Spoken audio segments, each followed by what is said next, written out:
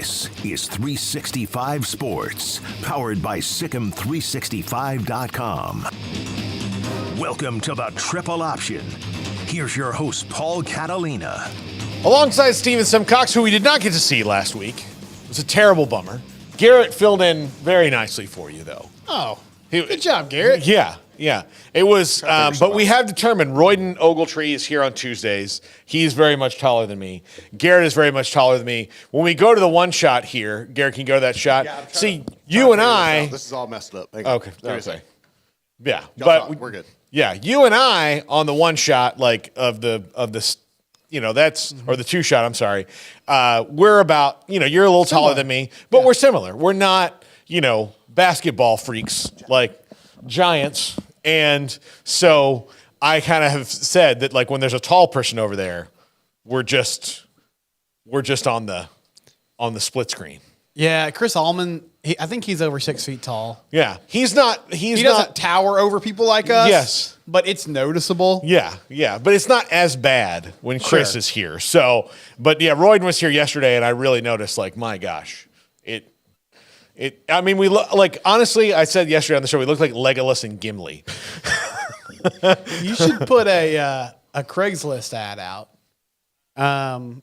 for co-hosts, and the requirement be they have to be shorter than 6'1". 6'1". Like, there cannot be a more than like 5 to 6 inch difference in our height to where across a 3-foot table, like it's obvious what's going on. So mainly I want you to put that out there just because I want to see the type of people that still respond to Craigslist ads and kind of what they're up to, what they're into. Yeah, absolutely. So, Stephen, it is day 3 after the screw job that was the CFP committee. Where are you at in the grieving process? I have stared into the void and I no longer fear death. No. Everything's meaningless. Yeah, exactly. That's where I'm at. I've become very nihilistic. I believe in nothing, Lebowski. No, I don't. Yeah, no, it's just every day. And like, I was never a person who hated the bowl games in that, like, I always kind of enjoyed it. But this is the first time in the opt-out era that Florida State has had a bowl game that I'm not excited because they lost their bowl streak for a couple years. And then they're finally back. Last year they won Cheez-It Bowl, and then this year they're in the Orange Bowl, which normally going to the Orange Bowl would be like a great thing. But, Johnny Wilson's already opted out. Like, he's going to start the parade of both sides. Like, there's, Carson Beck might play in this game because he's coming back next year. Right. But it'll be the next stars game. Yeah, the next stars, like, all around him and then all around FSU will be the next wave. Like, Trey Benson's not going to play, Keon Coleman. Like, I can't imagine those guys are going to the draft playing. And I get that it's a bummer. I get that. I do think that the Bulls need to start, like, revenue sharing heavy and making sure that this doesn't happen. But it's just made me bitter about, like, well, what's the point for Georgia and for Florida State? What's the point of this game? Other than the practices that you're going to get, which leads me to think that you should just get 15 practices if you have a winning record. They should just give you those extra practices and then do whatever. Call it a day. Yeah. I mean, for Florida State, I guess there's the matter of, like, we can stick it to, the people that left us out. But the Orange Bowl result's not going to make up for getting left out of CFP. So no, I mean, it's just not like, and look, being able to say you're 14-0 and have that, like, that's a big deal. Beat Georgia, beat LSU. Yeah, there'd be a big, like, be 3-0 against the SEC in a year that their inclusion in the playoff was at your total expense for just because they have to be. Yep. And so where I am in the process now is, like, thinking about how that we can prevent this injustice from happening again. Because it is an injustice to Florida State. It really is. Like, they couldn't have done more other than not have Jordan Travis's leg broken. And that's how football works. Just all these things. So instead of finding a new ways to win, like the College Football Playoff Committee tells you, even though this is not like, there's the real reason and then there's the fake reason. The fake reason is Jordan Travis is out and they're not one of the 4 best teams. okay, but you don't know that. Like Until the game's played. Yeah, you don't know that. Like you're trying to predict the future. So where I am is there is no transparency to this. There's Boo Corrigan and there's Bill Hancock. And Bill Hancock is the one who is the lobbyist for what the bidding of the college football playoff is. And then Boo Corrigan is the unlucky person who has drawn the short straw to be the spokesperson. Right. Well, in Boo, I mean, hey, let's parade this guy out there and have him defend these decisions. I know this was on the smaller level, but he's talking about Liberty being the team that makes from the group of 5 that makes it to the New Year's 6 game, which SMU fans were upset about that because they beat Tulane, won the American. They felt like they were supposed to be in that. And he said, well, Liberty just kept winning. They kept finding a way to win. And you're like, okay, well, the team that is the best example of that is Florida State, who lost their Heisman hopeful and beat a top 25 ranked Louisville team with essentially no offense. I mean, they were just basically running a wildcat. Yeah. And they were like, all right, Jared Verse in the defense, you got to stand on your head today. And they did. Even after a botched punt, when they're backed up there, they get an interception. Like they found a way to win that game against all odds, and they rewarded them by dropping them out of the playoffs. Yeah. Like that to me, just it will never make any sense, and I'll never get over it. But I do think the answer, and this is something I don't think a lot of fans know about the NFL and college football and the differences when it comes to officiating.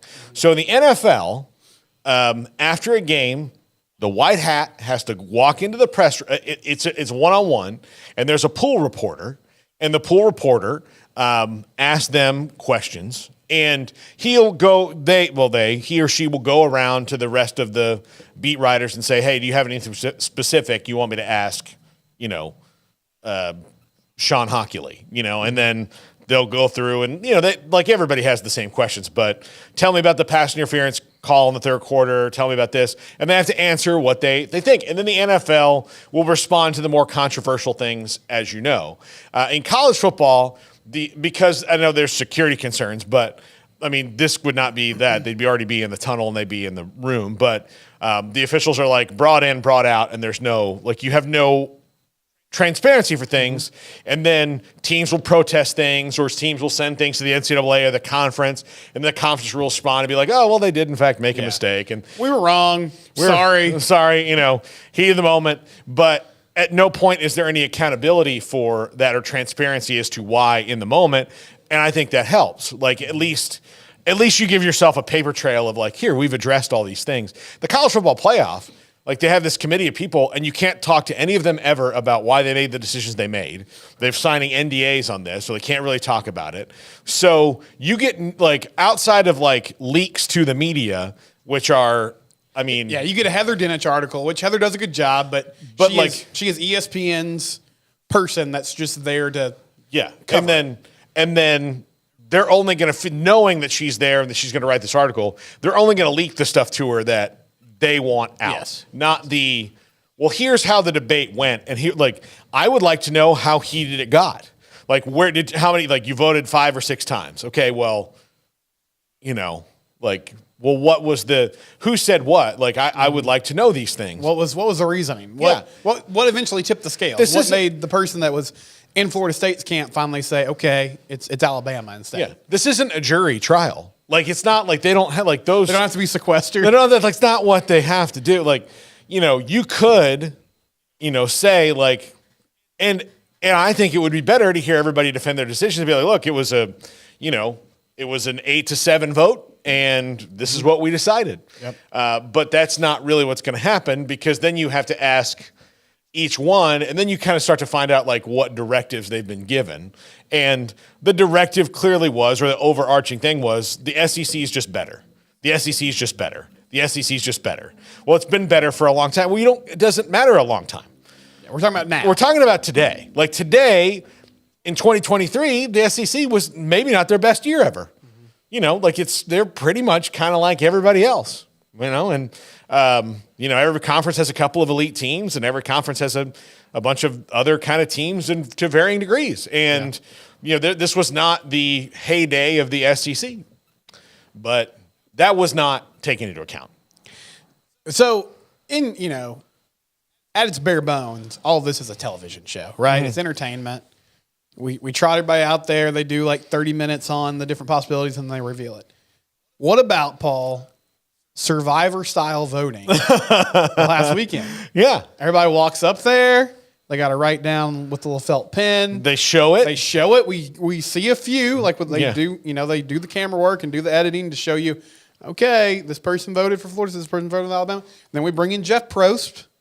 He starts, reading off the ballots. And that's the type of transparency I want to see. I think that would work well. And It would get great viewership. Yeah, it would. I mean, Survivor's been going strong for 30 years. It seems like. Yeah. I mean, since at least I was in college. So, I think that would be good. Or they could do Big Brother style where they just go in a room. It's the same kind of concept, and only Julie knows in America. But transparency would be good, or at least just like if we get the tired talking points after the fact. But yeah, just some sort of system that shows you, all right, here's what happened. Here were some of the variables. And ultimately, this is why we landed on this decision. Yeah, because everyone's done it when they've applied different, with the Liberty and FSU thing. You've applied different logic on the same concept. Correct. You've two sides of the thing. Well, Liberty just kept winning. Well, look, nobody's mad that Liberty's in the thing, except SMU. And look, we had Rhett Lashley on the show a couple days ago, and he wasn't bitter about it. He kind of knew the situation. He understood the situation. He would like to be in the New Year's Six. They'll probably SMU will be better against even Oregon without Bo Nix than Liberty will be, more than likely. We don't know that for sure. Again, we don't know that, but I'll tell you, Alabama's probably a better matchup with their starting quarterback than FSU is without it. But again, well, you got to play the game. You got to play the game, and there's sometimes you hit a bingo where this is the exact scenario, where you'd have been out. If Texas and Alabama each had a loss that had never played each other, and Alabama's losses to somebody else random, and they're not in this discussion, then Texas is probably out, right? Right. And then Texas is out, but to put Texas in over so again, not that Texas didn't deserve to be in. Texas deserves to be in over Alabama, but neither one of them deserved to be in over Florida State. No, I really didn't think this would ever happen. I mean, we've seen the one-loss teams get left out. And, going back to its iteration, in 2014, Baylor had a great argument, but ultimately they lost to West Virginia. TCU had a great argument, but ultimately they blew that game in Waco and blew that second half lead. Florida State didn't do anything wrong. There's nothing to knock them on. It's just simply, we think in a theoretical, matchup, they wouldn't fare as well. Well, then why are we playing the games? I mean, yes, I'll concede, Alabama's really good, and they're playing good football right now. And they beat Georgia, which is as impressive as a win as we've seen over the past few years, because Georgia's just destroyed everybody. Yeah. But the first time in 30 games that they lost. Yes. But Alabama still lost a game. I mean, that's got to mean something. Yeah. Well, okay. I'll just give Michigan beat Iowa 26-0. Iowa was on their backup quarterback. Are we living in a world where Tate Rodemaker is not better than the Iowa backup quarterback, and that Florida State's offense, even sans their quarterback, has playmakers on it that are better than Iowa does? Because Florida State would be playing Michigan, and Michigan is not a high-flying offense either. So and they would have a month to prepare. They would have adequate time to say, okay, let's draw some things up that we feel like can be successful. Yeah. And you could run some gimmicky things that you wouldn't be able to, cook up in a 4-day work week that might use your athletes effectively. Yeah. The committee knows that it's only 4 practices that you get. So 4 practices as the starter for Florida for Tate Rodemaker, 4 practices maybe as the starter. He didn't even know. Brock Glenn found out when we all found out, hey kid, it's your time. Get warm. And so all those things, it just throws it out the window, which means you need transparency, because the question of does the SEC have to be in would really be answered there. Because then you'd say there's this argument for the SEC, but are you taking into account Because if you hear the arguments of, like, if we heard the transcripts of the deliberations or heard people talking about it or heard, their opinions on it, like, look, there's this big push for the SEC because of their history. Well, I mean, yeah, but, like, again, we're not trying to crown the 2017 champion. We're trying to crown the 2023 champion.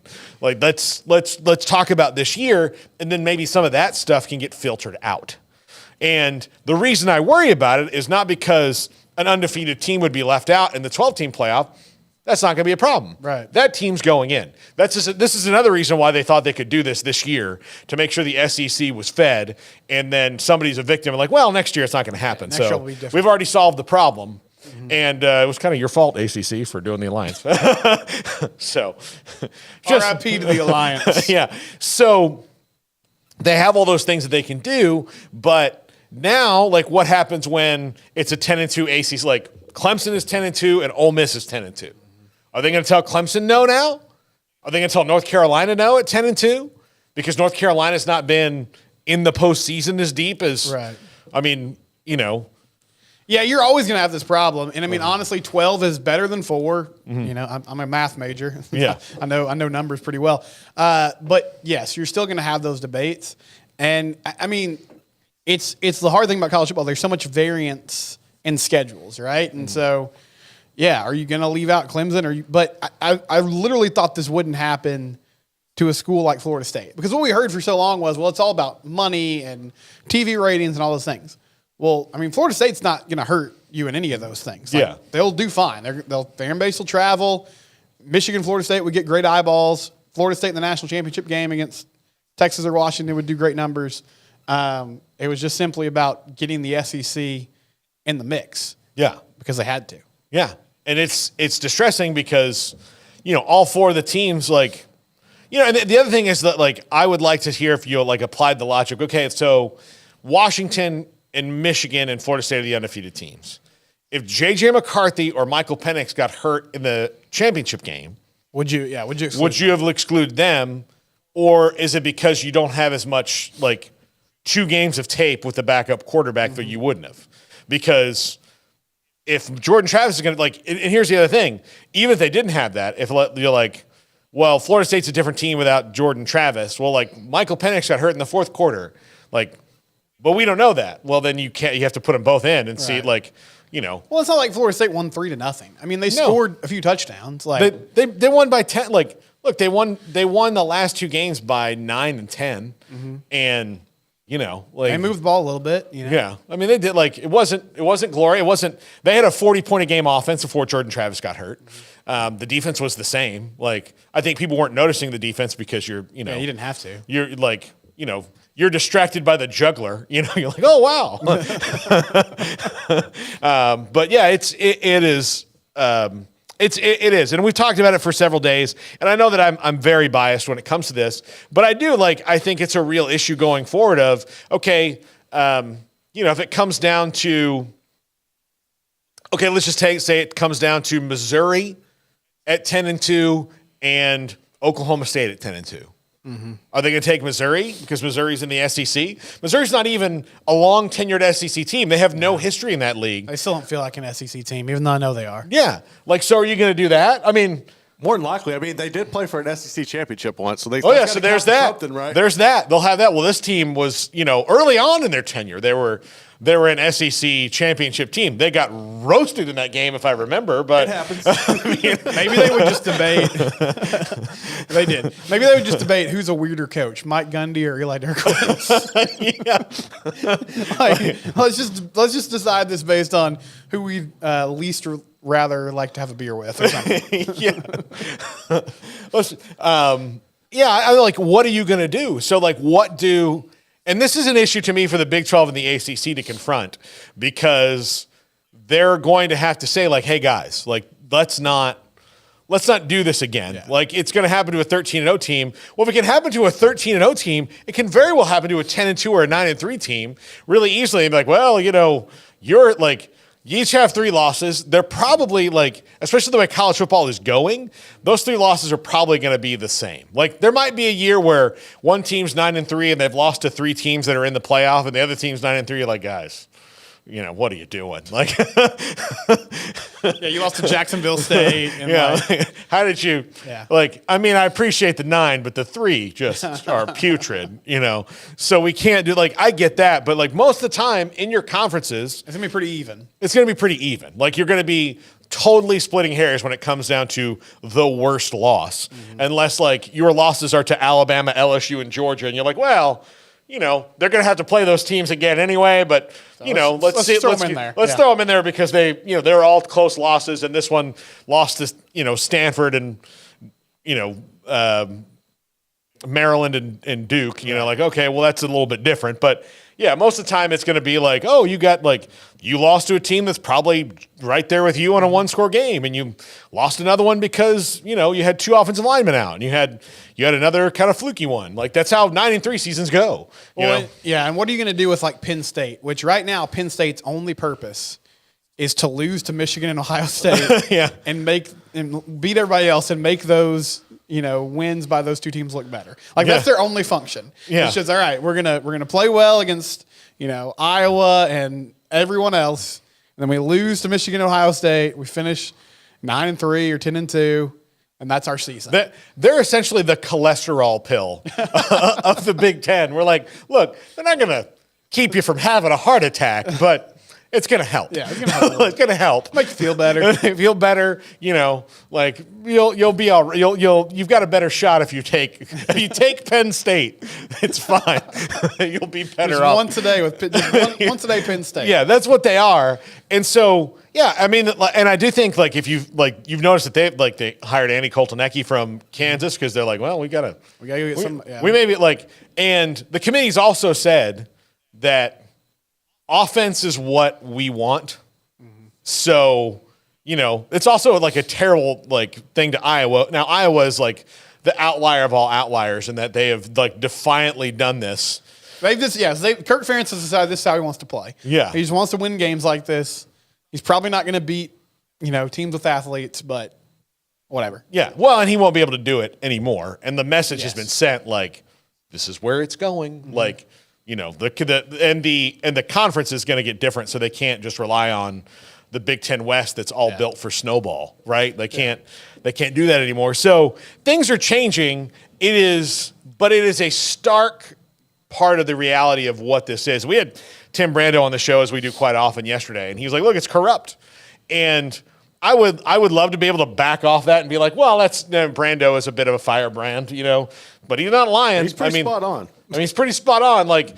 We can't ask anyone in that room except Boo Corrigan about what they individually thought. A man named Boo. That's our that's our intel deliverer. Boo Corrigan and the lobbyist. Again, the lobbyist. They're delivering the message. Who is retiring, and they gave him the Lifetime Achievement Award, which feels to me like in one of those, in the superhero movie where the villain gets the award for cleaning up the planet when he's just really been dumping it secretly and making a monster somewhere that'll fight Superman. I don't know.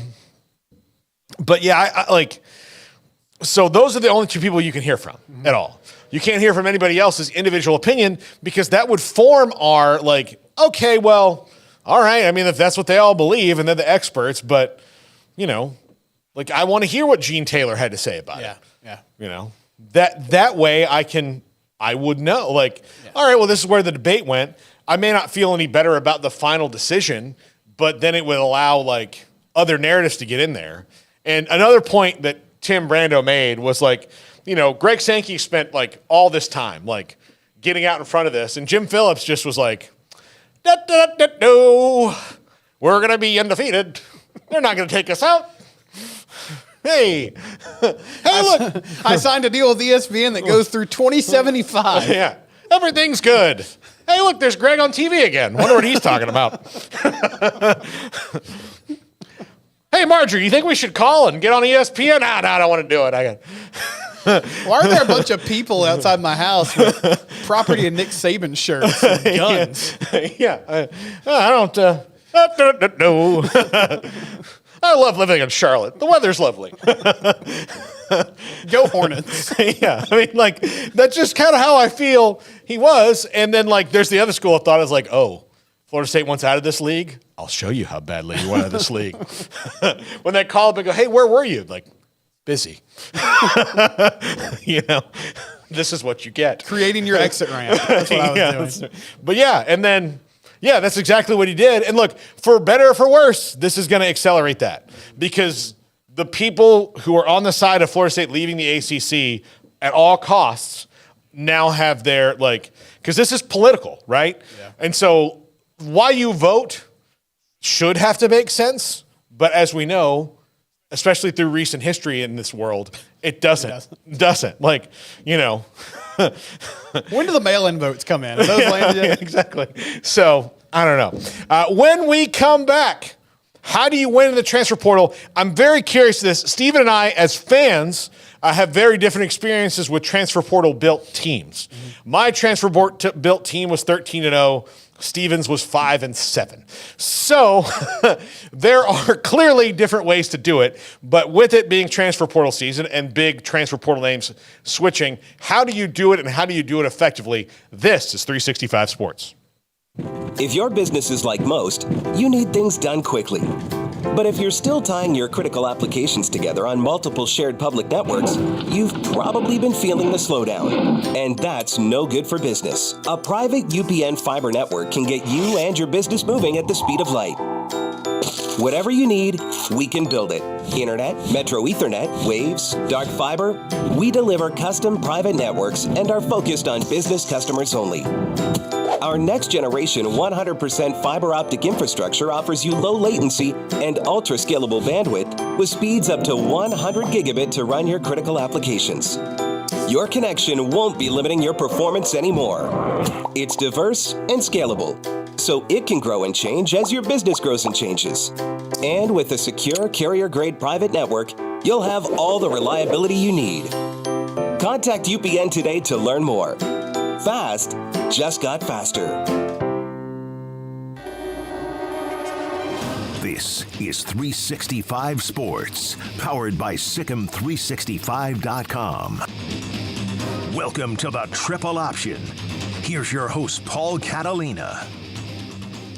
Welcome back. Steven Simcox with me, Locked on Horned Frogs. And I watched YouTube the other day. Looks like you're starting to tick up in there. Yeah. So you know how to get onto YouTube? I do. I mean, we're on it all the time. How many times do you have people when you tell them about YouTube, they're a little bit baffled? Not that often anymore. But there's still some oh, you can get on YouTube. Yeah, I'll send you here. I'll just send you the link. And they're like, oh, yeah. And then I wonder did I just show you something now? You're a whole new world. Yeah, a whole new world. Because again, I'll get on YouTube to watch your stuff or some of our stuff back again, or just go around. And then I start with watching sports stuff, and then I wind up watching 3 hours later an SNL sketch from 1997. You know, I'm really bad about. I do well, so I don't get as much baffling with YouTube. I do get people that are still you do podcasts on YouTube. How does that work? Yeah, I'm kind of well, yeah, pretty much everybody is on YouTube. Everywhere we can put it. Yes. We want to be able to. People can get it. There are. Yes. Well, we have one time, and this was very fun. We had a guy who was on a podcast service that is not very good, and he was like, "Look, I got all my stuff from this podcast service. I think it's Stitcher." And I was like, look, it's not very good. And he's like, you may want to write to them. And he's like, yeah, but this is where I get them all from. I'm like, well, there's 30 others. You could just do it. It would take you 15 minutes. And they're like, no. In Wall-E where all the humans float around the little things. Mm-hmm. I see that a lot when we have technology questions. We're like, oh, well, just click on this. I'm like, no. The bad YouTube rabbit hole I'll get on though, which I feel like you're probably similar. I'll watch here's 10 minutes of Martin Short just roasting Conan. Yeah. And then 2 hours later I'm here's Bill Hader doing a James Taylor impression on Conan's podcast. That's exactly I just keep clicking videos. Yeah. No, that's where I'm at. That's where you're living, yeah. Yeah. We were in the hotel when we were in the hotel for Thanksgiving at the Gaylord. My wife went to get ready and get in the shower, and I was I watch it I was on watching YouTube, and she's like, "What are you watching?" I'm like, "I don't know, just It's like 7 things, waiting for you. And she's like, I mean, is that all you're going to do? Well, I was like, well, I don't have anything else to do. I guess it's kind of like the new cable, We used to just sit there and flip through cable channels. Yeah. You'd be like, oh, Con Air's on TBS. Yeah. Like, this is my thing. Exactly. I'll watch this for an hour. Yes. Now it's YouTube. We just sort of move around. Yeah. All right. Tell me what you think of this for a podcast. Me and a friend watch every Nicolas Cage movie in order. No matter how good or how bad it is. I like that. That's a good idea. I love that Nick has just decided he's just going to be weird. He's finally embraced it. Yeah. He was I didn't see the one where, so did you watch Renfield? No, I haven't seen it yet. Okay. Renfield's good. It's kind of crazy, but it's good. And he plays Dracula in that movie.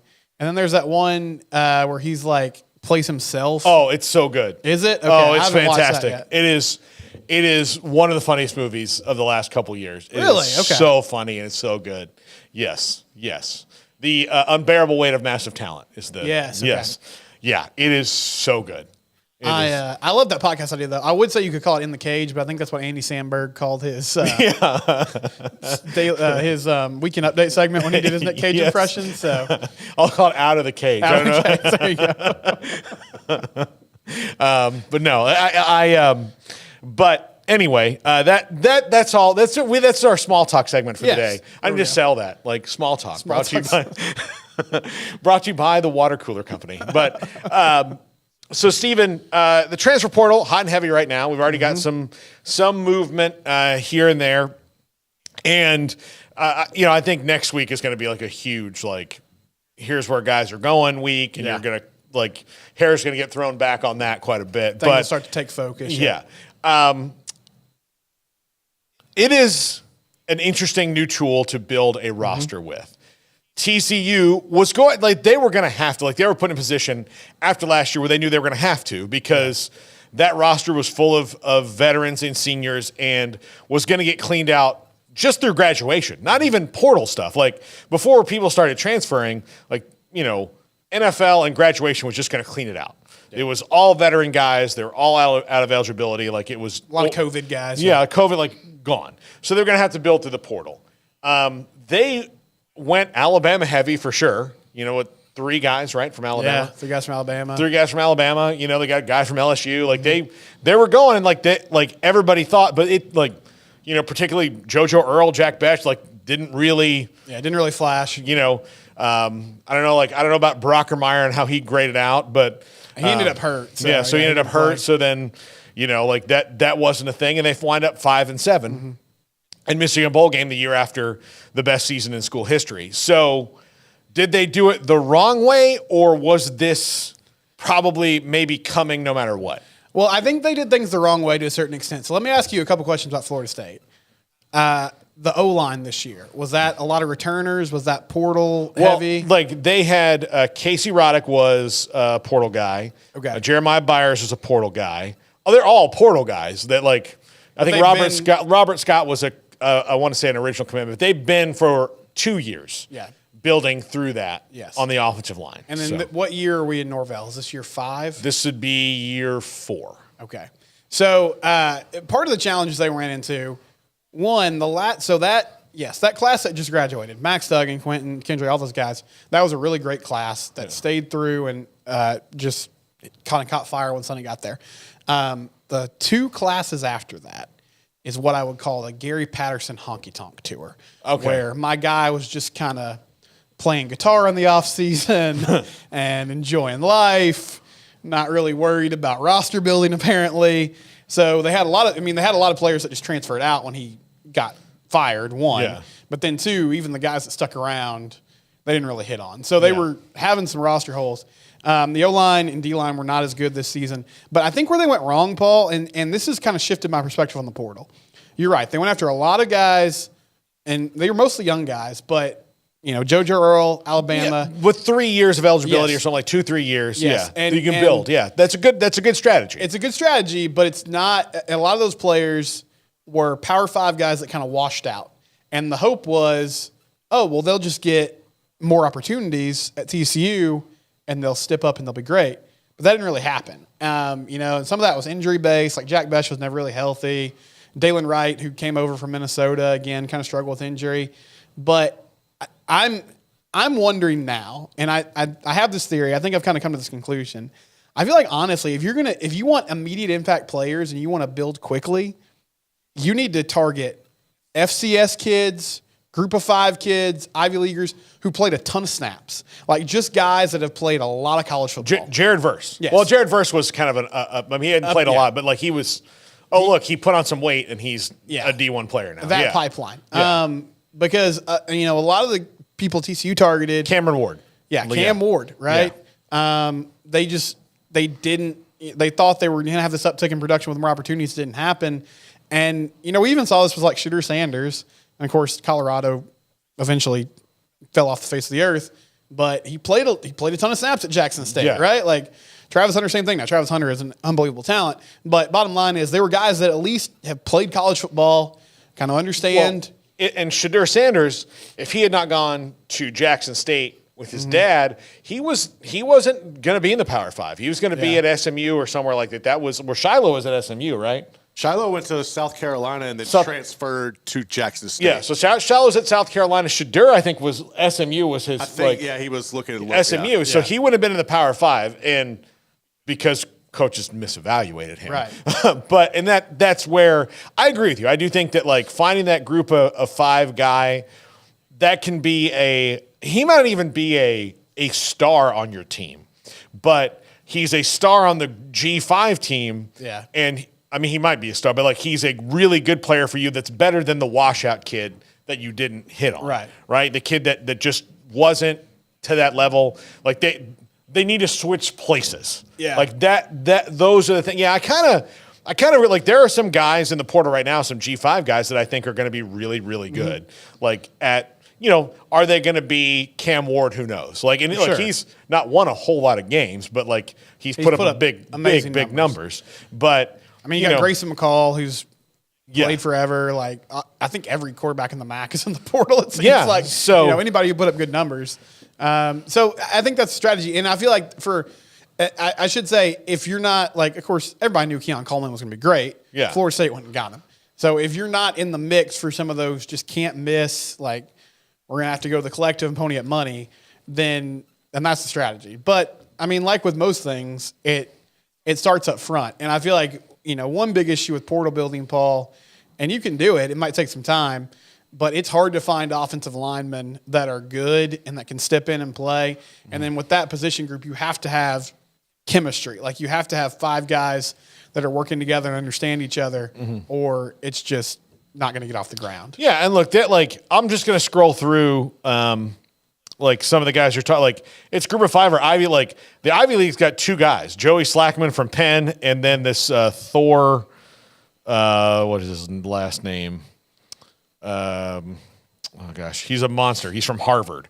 Big old like defensive tackle. Like that guy is gonna like.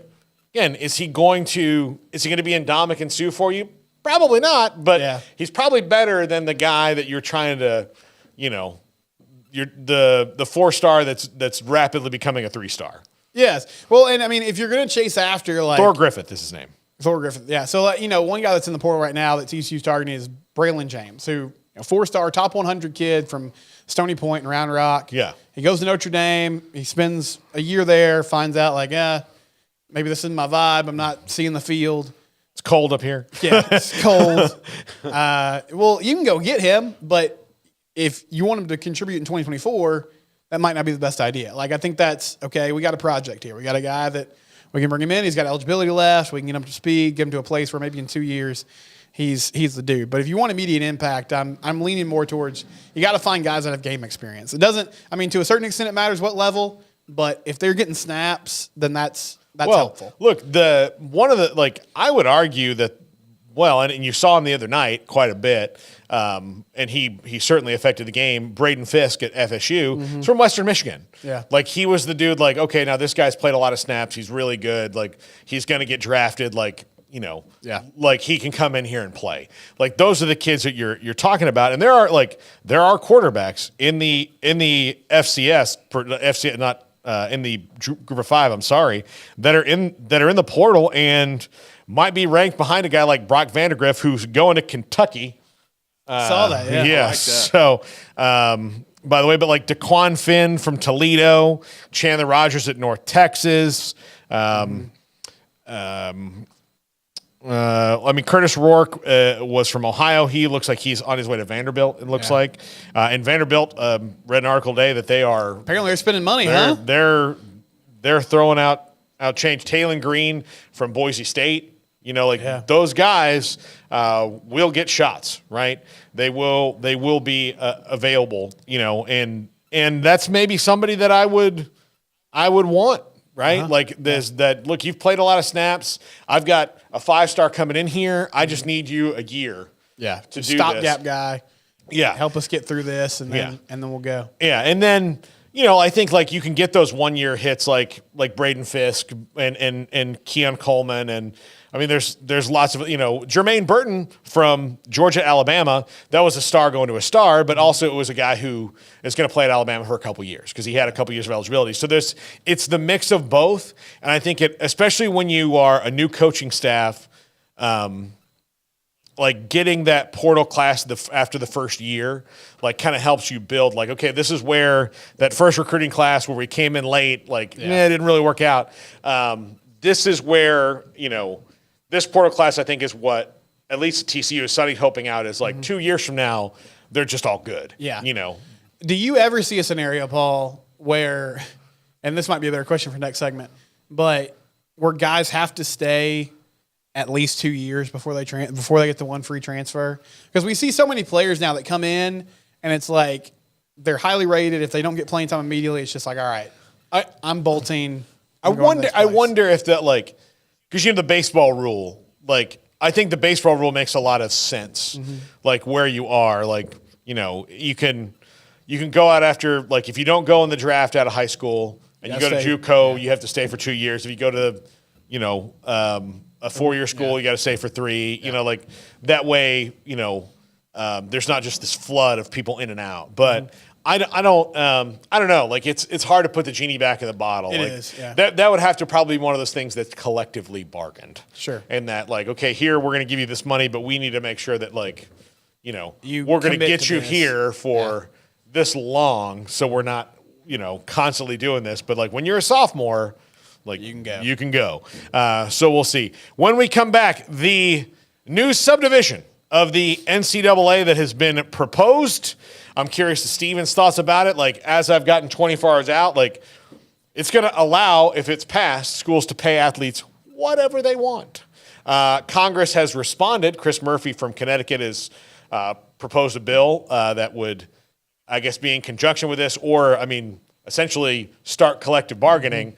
So it's getting wild. Minor league football. Well, yeah, it's exactly what it's probably coming to. This is the Triple Option on 365 Sports. If your business is like most, you need things done quickly. But if you're still tying your critical applications together on multiple shared public networks, you've probably been feeling the slowdown. And that's no good for business. A private UPN fiber network can get you and your business moving at the speed of light. Whatever you need, we can build it. Internet, Metro Ethernet, Waves, dark fiber. We deliver custom private networks and are focused on business customers only. Our next generation 100% fiber optic infrastructure offers you low latency and ultra scalable bandwidth with speeds up to 100 gigabit to run your critical applications. Your connection won't be limiting your performance anymore. It's diverse and scalable, so it can grow and change as your business grows and changes. And with a secure carrier-grade private network, you'll have all the reliability you need. Contact UPN today to learn more. Fast just got faster. This is 365 Sports, powered by Sikkim365.com. Welcome to the Triple Option. Here's your host, Paul Catalina. All right, there's a sidebar here. Well, during the break, Jack was telling Steven about how he's going to New York to cover Baylor and Duke at MSG. MSG is a cool place. I went there to cover Baylor a few years ago. They lost to South Carolina in the NCAA tournament. was my first foray there. Smokey and I did 2 days of shows at MSG. We were just in an office that they set us up in, and it was still kind of cool. Right. But it is, Jack, I was like, well, it's like walking to the Coliseum. He's like, well, that also exists. I'm like, yes, I know, but like. We're probably not going there tomorrow. No, but like Sinatra never played the Coliseum. I mean, like you walk through and it's just, when you look at the pictures on the outside of like all the people who have played who've like not only sports there, but like, but music and comedy and just anything, it's like, holy cow. Yeah, Bruce Springsteen wasn't playing for the Romans before Gladiator Duel. Yeah. That'd have been awesome, though. Yeah, the boss is just shredding in the Coliseum. Yeah. I'm sure people have asked, like, can we play a concert here? And they're like, it'll fall apart. Yeah, you'll only get like one or two. Thousands of years old. You'll just get one or two strings in before this thing. The band has to be outside. We can put you in here with the monitors on. You can sing. You can't do that. All right, Steven, the new subdivision in the NCAA that's been proposed by Charlie Baker, Chris Murphy of Connecticut, who's the one senator that's kind of been on the college athlete bandwagon, has proposed that, basically rules for what it would be to be an athlete, and they're trying to do both things at once, where they're like collectively bargained and employees, but they're technically not, and we can pay them as much as we want, and it's Title IX compliant, and then all that stuff doesn't seem to like it's going to like overlap completely. Mm-hmm. And there's a lot of things that do that, but Stephen, we found out that there's like very clearly going to be a line. Like the NCAA is finally admitting, like, look, we cannot treat everything the same anymore. Yeah. We're not treating Alabama the same as we're going to treat Morgan State. We can't do it. Like, it's just not the same thing. They're not playing the same sport. Yeah. No, it's not the same. And so they're going to create potentially a subdivision where the big money teams go in and the teams that can't are in the other one. I'm very curious as to, I would think almost the entire Power 4 now goes there, right? That's the division that they're in. Yeah, I would think so. But there's schools in there that are be like, all right, all right. If you make me, then I'll do this. Yeah. But we don't really have the money. Will there be a stipend if we make this move? Yes. Just the one. Did you ever watch Arrested Development? Uh-huh. Like Carl Weathers, like, hey, you got a stew going. Get your bone, and now you got a stew going. You got a stew going, baby. But that's how they're going to be. And part of me thinks this is really good news, and part of me thinks it's like, well, we're already on this track. We're admitting that some things are bigger than others, and. But it's not what we grew up with, and it's going to further create the separation of, what you're able to do, And the thing is that it'll probably be better in that the schools that are spending all the money are going to be separate from the ones that aren't, and then you have your own division where you can play for another national title, where you don't have to just think how are we ever going to get. Kirby Smart has $3 million just in his recruiting budget. Right. Like you've got some schools that are like, well, how do we even get to $1 million? Yeah. Like, how do we do? Like, we're never going to get to that. Like, that's not. So how can we, playing for the same national title that Georgia is, how are we ever going to do that if Kirby Smart can just be like, oh, I'd like to go see this kid in California. I'm gonna the longest time he's in a car is 10 minutes. 5 minutes to the private jet and the 5 minutes to the kid. Think of the kid, meet him on the tarmac. Right. Hey, you want to come sit on a private jet? Come on. We got room. Yeah. So. Yeah, that's kind of where I'm at. I mean, I think it makes sense. This is where we're headed anyway.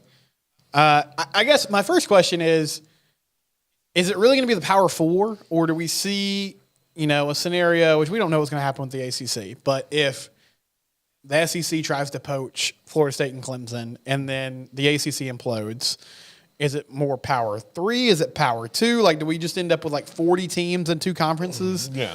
I think those things have to be answered. The other thing I'm wondering is, I feel like it would be good in that it's going to give more transparency to the NIL process, hopefully. Yeah. And we'll have a better idea of what these guys make, what schools are allocating, those kind of things. And I think it could help. I know there are some big money donors that are like, you've been asking me for 100 years to give you money for facilities, and now I'm supposed to give money to some collective so they can pay, a defensive tackle. Well, all that's funneled in one place. But you talked about collective bargaining, Paul. I mean, what does that look like? Because we know in pro sports, the owners always have the advantage. Yeah. Because there's 30 of them. Yeah. There's thousands of players that are being represented by a small group of people. Yeah. But that's the NFL or the MLB, and those are all adults, and they're all working together. And it's still hard to convince everybody to come to an agreement. If we're talking about, kids spread all across the country. Yeah. Well, essentially, you're going to have adults representing the kids, right? Yeah, yeah. And then you got to find people who have their best interest at heart. Because, again, when I was 18, if they were trying to get me to, agree to some sort of union deal, I'd have been like, huh? I'm a pretty smart guy, but, Right. you're talking about things I've never even thought about before in my life, you know? And then you got regional aspects of that too. Yeah. Like some kid that grows up in Michigan, he might be at least somewhat familiar with, maybe dad or grandpa was part of a union. Yeah. You live in Texas. That's Yeah. like a dirty word. I mean, a lot of those kids don't even know what that means or what Yeah. it looks like what the process is. So yeah, I'd be curious to that, but that's all logistic stuff. I mean, I think ultimately we're going this direction. We can finalize it.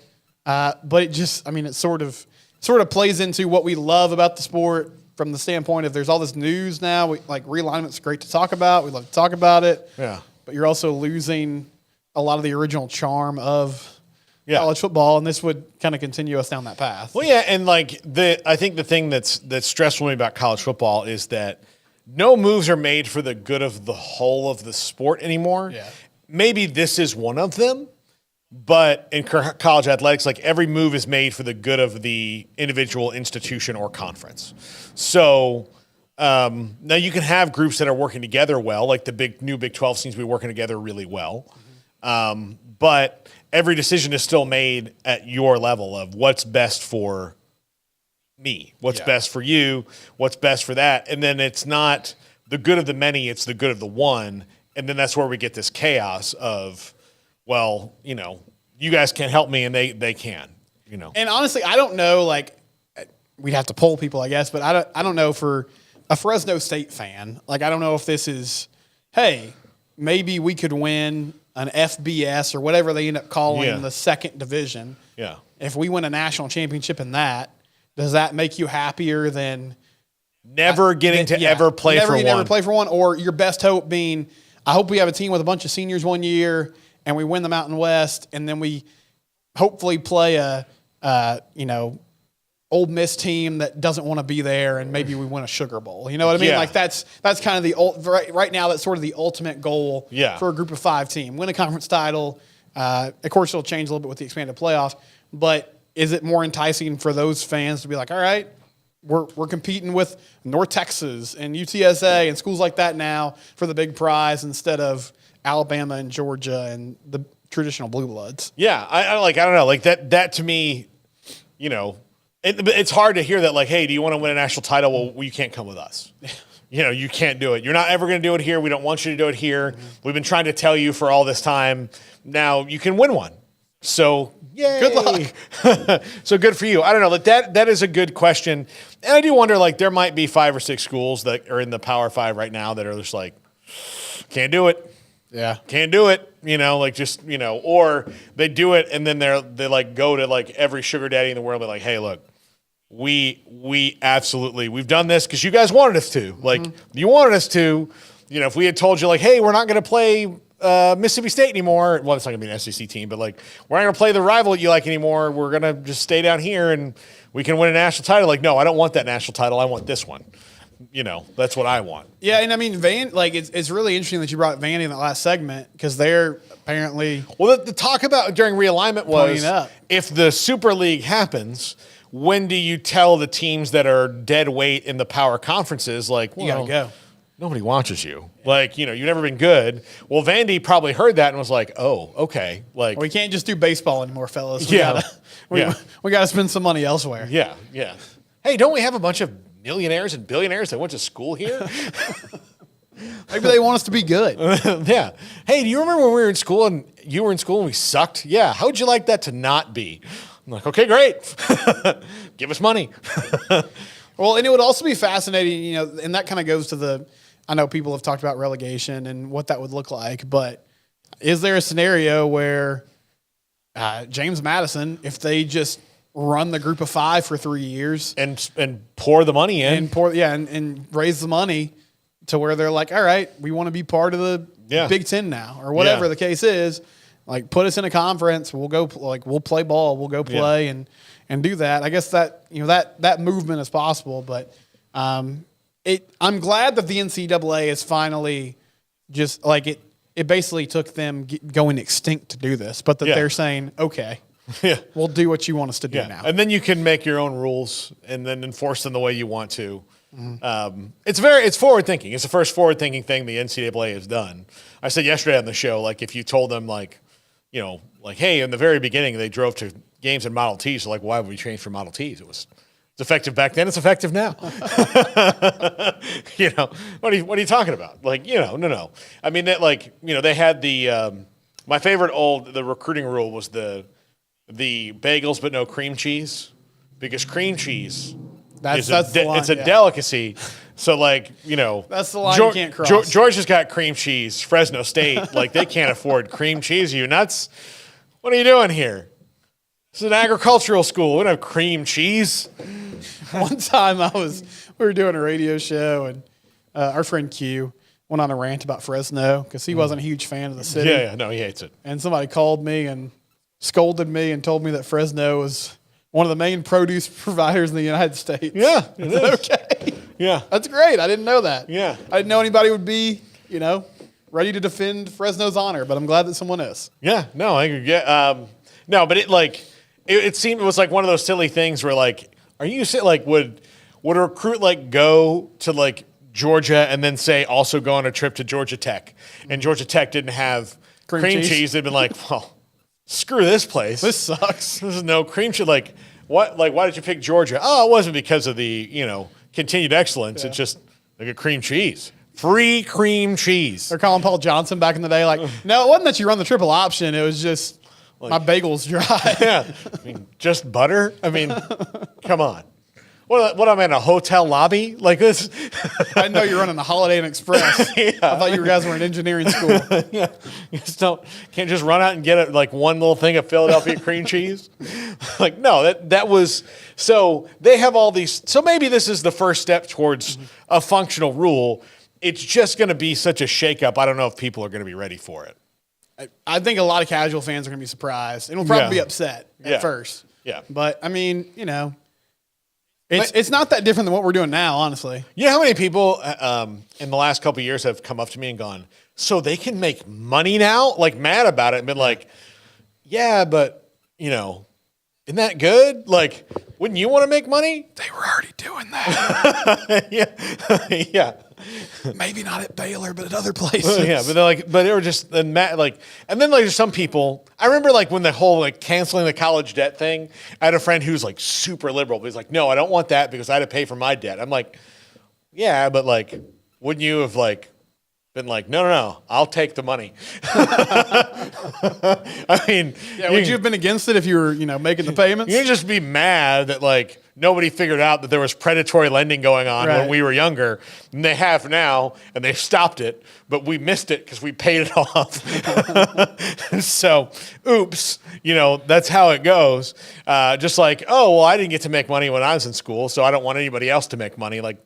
No, that's not a good idea. That's a terrible reason not to do something. You also weren't a star wide receiver. You were just a communications major. Yeah, nobody was. I thought I was making good money at $12 an hour. Right. Yeah. My work study job was pretty awesome. I was an intramural ref making $12 an hour. Nice. That was, it was a good deal. Target was paying $7.50. I was like, come on. I'll just be out here chilling. This is great. I'm not putting stuff on shells anymore. Yeah, just throwing some flags when I see people flag guarding in a touch football game. Yeah. Boop. There we go. Done. This is way easier. Occasionally a frat guy will try to fight me. Like, That probably happened at Target too. Maybe not at Target. McDonald's, but not at Target. bro, that was not flag guarding, bro. God, you know anything? Oh, I gotta kick you out of this game. That's what I do now. I'll see you in the parking lot. No, you won't. Your girlfriend's going to be disappointed in you for even getting mad about this. And you're going to go home. That's what's going to happen. Thanks to Steven Simcox, the Wednesday Warrior. I'm trying to give everybody nicknames. Okay, I like Wednesday Warrior. Chris is the Monday Maniac. And I think it fits him as a wrestling guy. Yeah, it does. Wednesday Warrior kind of sounds like my youth group growing up. I can roll with it. There's a couple Wednesday Warriors. The Wednesday Warrior. Steven Simcox, thanks to Garrett Ross and Jack McKenzie. Today on the big show, we've got Dave Softy Mahler, who is one of the great guests that you can have from KGR Radio in Seattle, talking UW in their playoff berth. We have Chip Brown today, Horns 24/7, talking about Texas. John Kurtz from the Kansas City Sports Network will talk about the loss of Colin Klein and Kansas State. And former Baylor safety Bryson Jackson will be on the show today. It would be pretty interesting. He was a 7-year guy, got a COVID year and a medical red shirt. And a regular red shirt, like all of that, and give us some insight on like where things went awry this last year and a half for Baylor, particularly on the defensive side of the ball. That's going to do it for us. This is 365 Sports. If your business is like most, you need things done quickly. But if you're still tying your critical applications together on multiple shared public networks, you've probably been feeling the slowdown. And that's no good for business.